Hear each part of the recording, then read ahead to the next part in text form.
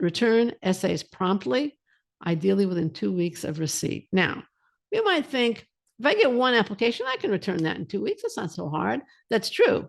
But you are probably applying to 20 medical schools. And if you get secondary applications from all of them, or even if you get from 15 of them, and they come within a 2-week period, and you want to return them within a 2-week period, you got a lot of writing to do. Welcome to Admission Straight Talk, the podcast dedicated to graduate admissions and helping you approach the application process thoughtfully and successfully. Your host is Accepted's founder and world-renowned admissions guru, Linda Abraham. At Accepted, our mission is to get you to that unforgettable moment when you read your acceptance email and shout, "Yes, I'm in!" Confident you'll be attending the perfect program to help you launch the career of your dreams. Welcome to the 578th episode of Admission Straight Talk. Thanks for tuning in. Are you ready to apply to your dream medical schools? Are you competitive at your target programs? Accepted's Med School Admissions Quiz will give you a quick reality check. Just go to accepted.com/medquiz, complete the quiz, and you not only get an assessment of your chances, but tips on how to improve them. And it's all free. Again, you can take the quiz at accepted.com/medquiz, that's MEDQUIZ, to obtain your free assessment and those invaluable tips. Today is going to be a solo show, no guest, it's going to be just me. And we're going to be discussing successful secondaries. Given that the show is airing on May 28th and MCAS is just starting to process applications today, the primary applications, I think the show is extraordinarily timely. You can't submit your secondaries yet, you don't have them. But for those of you who submitted or will submit early, in other words, your primary application sometime in June, this show really couldn't be better timed. For those of you planning to submit later in the cycle, you can take advantage of it as soon as you submit your primary applications. And there may be even a tip or two for you regarding the primary in the course of the show. So if you are in either groups, perhaps you submitted today or will submit very shortly, or perhaps you're the parent or significant other of someone in either of these two groups. In other words, somebody submitting early or somebody submitting later in the cycle. Congratulations. You, or a very important person to you, is progressing down the path to medical school and achievement of his or her career dreams. Now, applicants still have a long, grueling journey in front of them, but the next leg consists of the secondary applications. And that's the topic of today's show, which, as I mentioned, I'm going to present. It's going to be a solo show. Going back to the timeliness part of the show, once you have submitted your primary, give yourself a day or two off. Don't even think about medical school applications. If you have to study for school.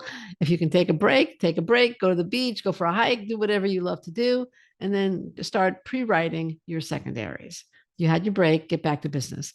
Secondary application questions tend to change little from year to year. And one thing that is very consistent is that they come in a deluge. And if you can have drafts of essays ready for final tweaks for the programs that you are most interested in, especially if those programs automatically send out secondaries without any screening, you will have a much easier time when those secondary applications start raining down upon you. And your essays, your responses, your applications will probably be of better quality if at least some or most of those essays are pre-written and written at a time when you don't have the time pressure you're inevitably going to experience when the deluge starts. Now, let's start by discussing conceptually what secondary applications are, the similarities and differences between them and the primary applications that you have been working so hard on or will be shortly working so hard on. For those of you new to the process, for MD applicants, secondary applications are sent out after medical schools have received your MCAS or your primary application. It could be the COMIS, the TDM. Actually, I think TDMDS doesn't send secondaries. It does it simultaneously. But for MD applicants, secondary applications are sent out after medical schools have received your primary. Some screen and will only send out secondaries to those they're interested in proceeding down the process with, and some send them out automatically. They want the complete information before they decide whether to move forward or not. Secondary applications typically contain from 1 to 8, I think even one school has 11 essays. One might be long, most of them are usually pretty short, but there's a lot of writing involved. That's the bottom line. The purpose of the secondaries, like the primary, secondary application that asks for more information or that asks for more than a fee from you, they will all ask for a fee, is trying to learn more about you, is trying to get to know you. And your job is to help them get to know you, to help them get to know you as a multidimensional, interesting, knowledgeable human being. In this regard, the secondaries are very similar to the MCAS, the primary application, the personal statement that you've already written, the most meaningful experience essays, and whatever other writing, the impactful experience essay that you may have written for the primary application, and of course, experience sections. However, there are 4 key differences between secondary applications and primary applications. All right. And I think it's really important for you to understand these key differences. Number 1, the purpose of the secondary is to show fit with a specific school, the school that's sending you the secondary application.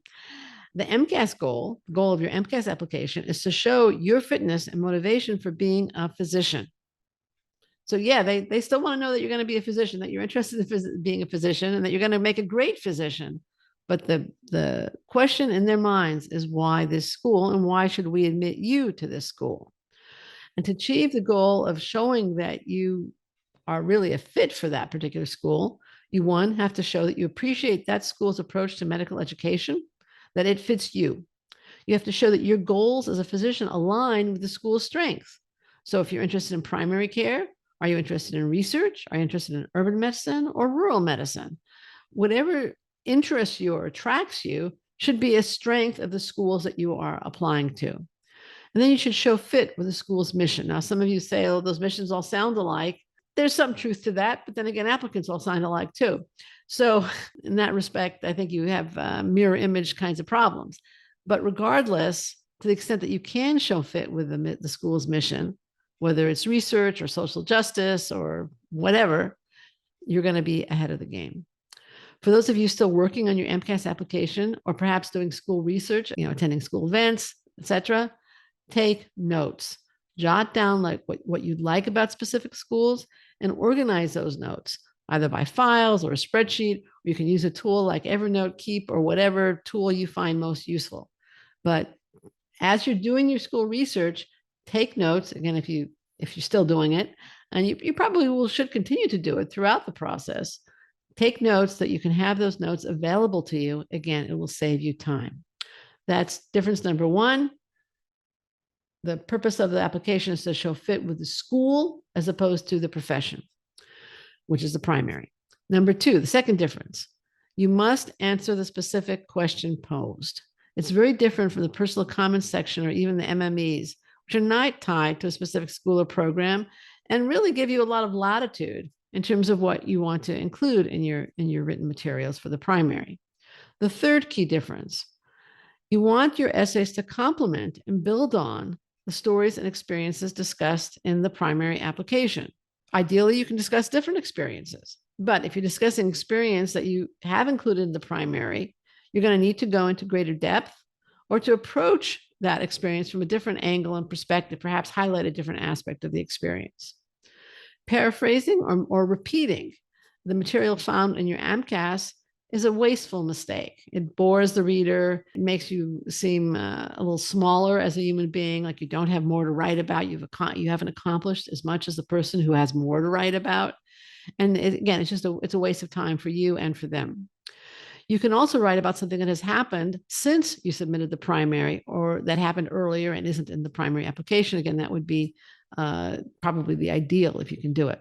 And the fourth key difference, depending upon when you do your primary application, but for most of you, you've known the primary application is coming for months and you've been preparing for months. With the secondaries, you don't have months, you have weeks. Ideally, you want to return that secondary within 2 weeks. So the fourth difference is that you're going to have time pressure.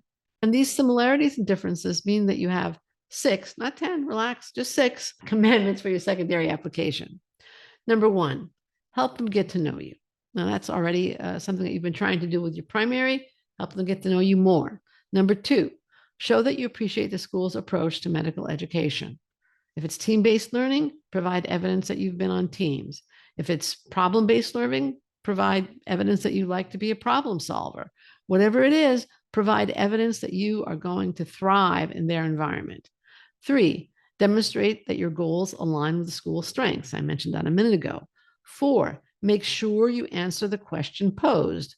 not the one from a different secondary application that you filled out yesterday, and not the one that you feel like answering, like you kind of could do with a personal statement or some of the MMEs, but answer the question posed. 5, you want to complement and build on the stories and experience discussed in the primary application. And you actually want to make sure that if you're dealing with a secondary application that has multiple essay questions, that those essays complement each other. You want to minimize overlap. Again, the commandment is complement and build on the stories and experiences discussed in the primary application. And if you can use new experiences, that's where the complementing comes in. And I don't mean that's with an E complement, not with an I complement. And the 6th commandment is return essays promptly, ideally within 2 weeks of receipt. Now, you might think, if I get one application, I can return that in 2 weeks. It's not so hard. That's true. But you are probably applying to 20 medical schools. And if you get secondary applications from all of them, or even if you get from 15 of them, and they come within a 2-week period, and you want to return them within a 2-week period, you got a lot of writing to do. And it's important writing. Now, you can divide secondary essay questions into 3 broad categories: those about you, those about the school, and those about the intersection between you and the school. And maybe there's always a little bit of intersection, but the 3rd category is more explicit about it. The questions about you, for example, some schools ask for, UCSD, for example, for one long autobiographical essay, or they might ask for several short questions about you. UCSD asks for an autobiographical sketch of up to 6,000 characters, which is a little longer than your personal statement in your MCAS application. Other questions could ask about challenges or difficulties that you face. For example, Pitt asked, all the questions are from last year, by the way, because they haven't come out with the secondaries this year. Tell us about a challenging problem you faced and how you resolved it. Include how the experience contributed to the person you are today. 250 words or less. Obviously, you have to be succinct. We'll get to that in a little bit. Others will ask about hobbies, and they're looking to see how you can be a contributing member to their community outside the classroom, and those kinds of questions. In responding to these questions about you, you want to include information not provided in the MCAS or other parts of this secondary. I know I'm repeating myself, but it bears repeating. If the perfect experience to respond to a question is in the MCAS application, approach it from a slightly different angle, or provide greater depth, or provide some more details that you couldn't include in the MCAS. But don't just repeat what's in the MCAS application. I'm going to repeat now. Don't repeat what's in the primary. Provide complementary information. You can cover the formative and revealing events from your childhood, adolescence, and adulthood. However, don't write exclusively or primarily about childhood and adolescent experiences. You risk coming off as immature and raising the question, what have you been doing lately? What have you been doing in college? What have you done since college if you're out of it already? So yeah, you can definitely include a formative experience or two from childhood and adolescence, but most experiences should be from college and later. And the older you are, the farther out from college, the more it should focus on post-college. As I've said again, they want to get to know you as a human being, as a person, as an individual, not just as a student and not just as a volunteer. They're looking to understand what makes you tick and how you would be as a member of their community. So what kind of information would you want to include about yourself? Well, one possible approach to these types of questions, and this exercise may be useful even before you start your primary applications. Remember, I did promise a couple of tips for primary applications, is to create a timeline of your life and influential events, both personal and clinically or medically related. You can use this timeline or an updated copy of your resume, or you can simply make, especially if you've been journaling, as we recommend, make a list, make a spreadsheet of events and experiences that have been influential, that have been formative, that also reveal perhaps accomplishments that you've had, where you've contributed, where you've learned things you're proud of, that you'd like the admissions committee to know about. Make a long list. And if you do it on a spreadsheet, you can also put next to it some of the, either lessons learned or attributes you revealed with those experiences.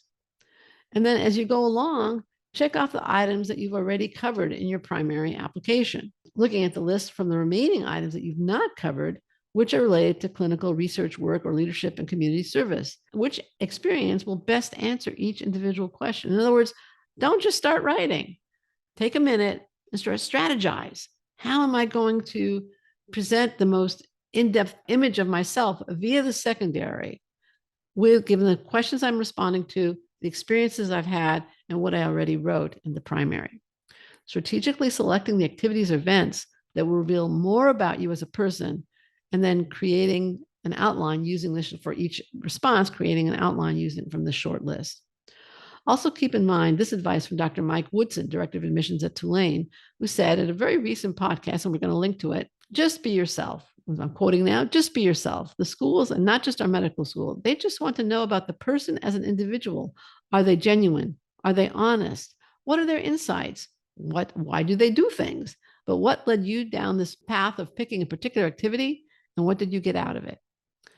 So again, Dr. Woodson made the statement on a recent Admission Straight Talk podcast, but many other AST guests, particularly in medical school, but outside of it also, have said that, made very similar points. And the why and the results, both for you and others, are critical in your essays. Again, this is true for both the primary and the secondaries. For your information, you can find the full interview with Dr. Woodson at accepted.com/569, but I'm going to link to it from our show notes, accepted.com/578. There are still some schools asking COVID questions. If you get them, keep in mind the following. What they're looking to see is, how did COVID affect you? And how did you respond to COVID? I think the second part is actually more important. Tragically, people lost family during COVID. Some were, essentially locked up in their homes for a while. There were all kinds of social restrictions. So that's something that, everybody to a certain extent shared that part of the experience. So hopefully not everybody lost a relative. I think what's the schools are looking more to, though, is how did you respond? How did you respond to the lack of volunteering opportunities? Did you create some for yourself? Did you volunteer at vaccination clinics? What did you do? How did you respond? So that would be my tip for COVID kinds of questions. The second type of questions that I mentioned are questions about the school. And the very basic one is, why do you want to attend school X? For example, Vanderbilt's question is, how did you first become interested in Vanderbilt University School of Medicine? 200 words. And that's just a variation of this very common question, why this school? They want to know how much you know about their school and what is important to you at their school. It's important to do your research on the programs before responding to these kinds of questions. And hopefully you did your research before deciding where to apply. And I don't mean just looking up the average MCAT and GPA for specific schools. I mean learning about the school's program, strengths, weaknesses. Well, you wouldn't learn about the weaknesses on the website, but going to the website, perhaps going to some events, and you took notes on those things. So it'll be very easy for you to look back at your notes and perhaps link to the pages that are relevant to refresh your memory. But what are some ways that you can find out more about a school? Well, there's the mission statement. Don't miss the obvious. There's a website and the school social media. Again, that's pretty obvious. There are pre-med fairs and campus events. And there's also visiting the schools if it's geographically feasible, and networking with current and recent students. These are all really valuable ways to get tremendous insight into the different schools. Hopefully you did this before this time of year and before choosing where to apply. And then you kept good notes. Since space is always limited in these secondary application essays, keep this kind of essay focused and select only the most relevant and important reasons why you want to attend their medical schools. Most important reasons should include some distinctive aspect of their culture and program. A secondary reason can include proximity to family or something more personal. I would just make sure that before mentioning those elements, which are legitimate, mention the professional and educational ones first. And then the essay questions about you and the school, such as how will your background enable you to contribute in medical school and as a physician? That's kind of asking about both, right? You have to know the school, you have to know your goals, you have to know yourself. And here's an example of that. Columbia Vajalos College of Physicians and Surgeons values diversity in all its forms. How will your background and experiences contribute to this important focus of our institution and inform your future role as a physician?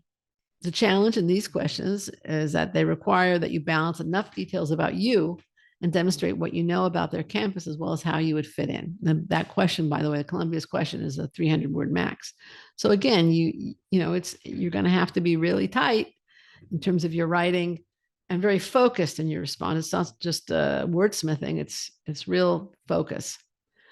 So Again, in approaching this question and approaching the application as a whole, look at your timeline, look at the spreadsheet you prepared or your resume, whatever list or tool you have. Focus on what hasn't been checked off. What distinctive element in your background, identity, experience, or perspective can you contribute? And obviously, if you're checking things off, you're going to have a different list for different schools, right? Because you're going to be checking things off different schools. And yes, you can send the same experience, experience A to school X and to school Y and to school Z, but make sure if you're using experiences that you're using that experience in such a way where you answer the question posed, not the question from the last school. So you're looking at your timeline or your spreadsheet and you're crossing off things that you've used. And in terms of the Columbia question, what distinctive element, your background, identity, experience, or perspective can you contribute? How will you choose to express it, both at Columbia and beyond? And you may want to adjust some of the experiences in other essays or to adapt some of them. In other words, if leadership experience also shows diversity, you may decide to choose a different leadership experience for a leadership question, because the Columbia Medical School application did ask about leadership. So you can. That's why when I suggested my spreadsheet, I said, think about the different qualities that the experience reveals, and then you can use them differently as well.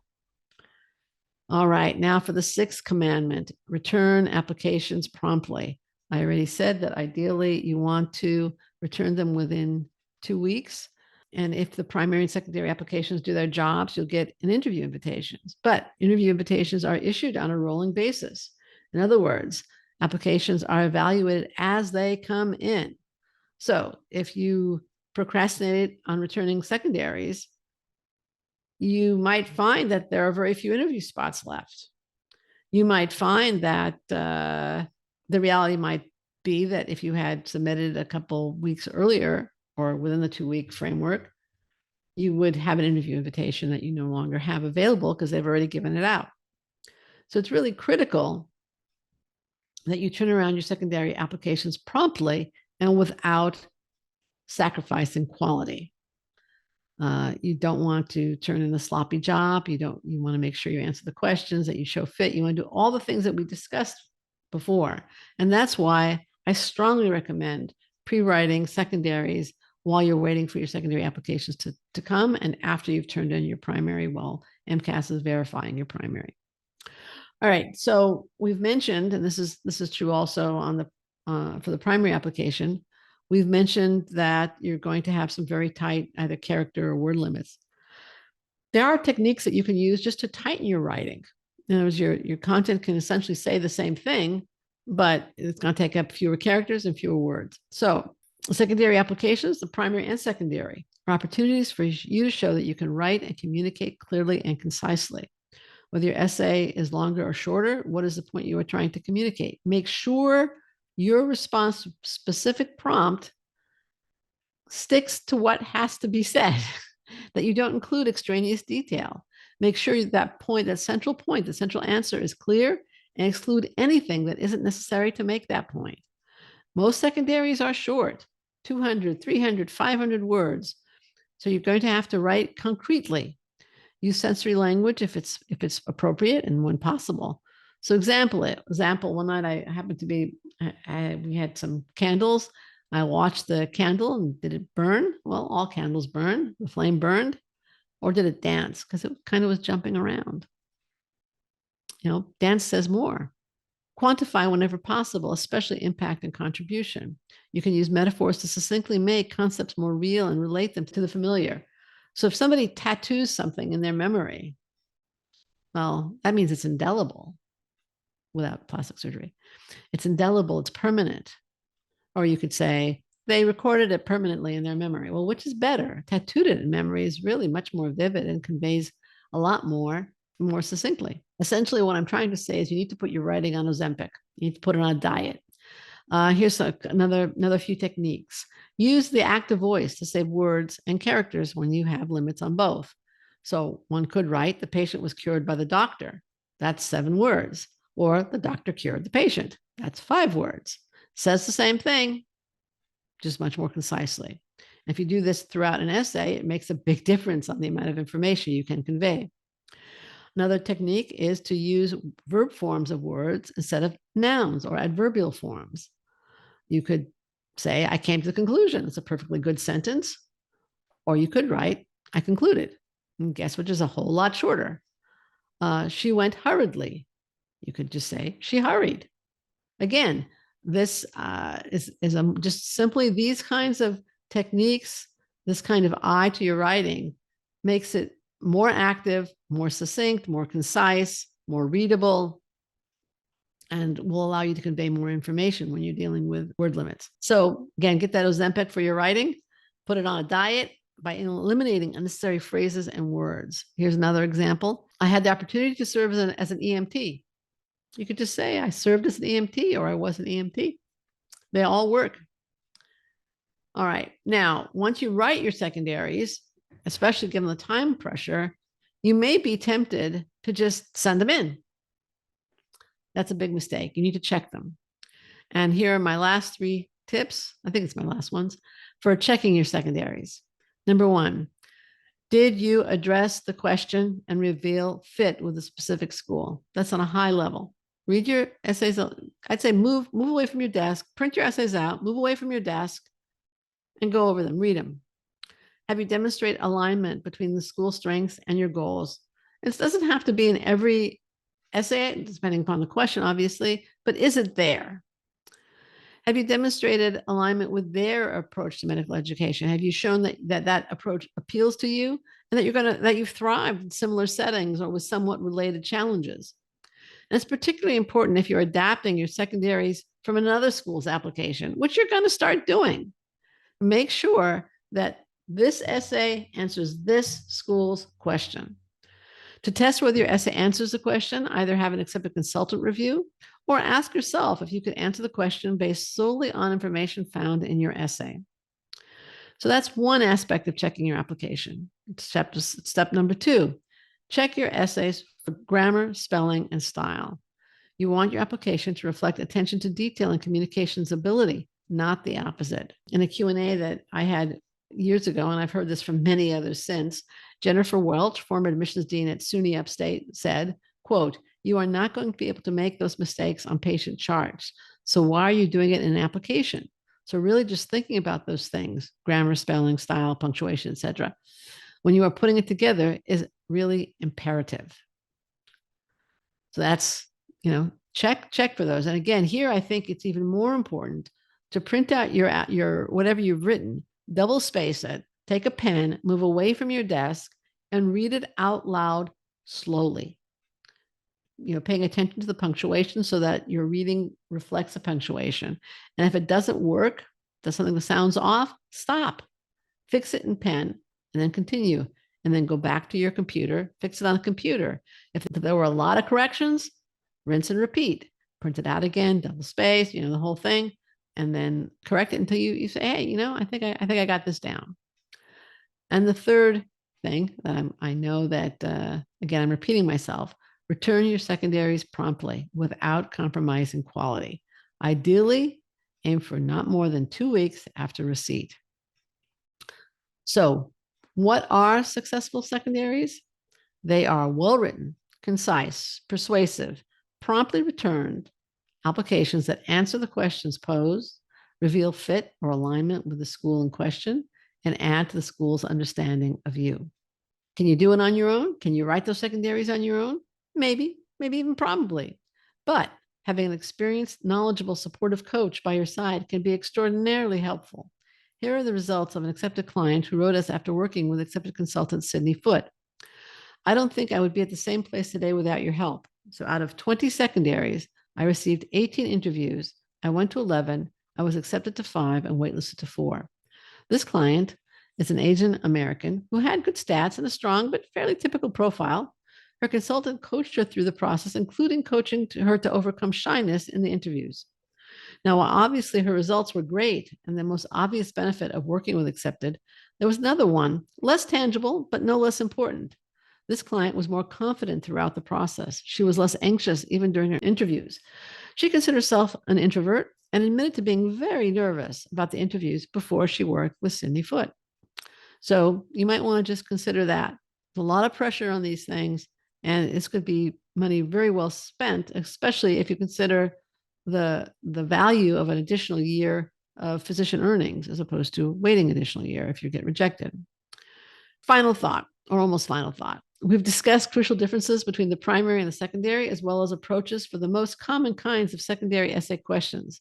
We've discussed how to tighten your writing so you can make the most of every word and every character, every inch of essay real estate, if you will.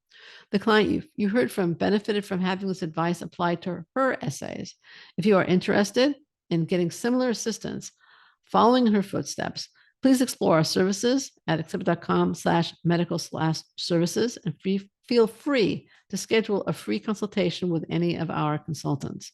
I'll link to both the free consultation and the services page from the show notes at accepted.com/578. And a last reminder, take the med school admissions quiz, see if you're ready to apply and learn what you need to do to improve your chances of acceptance.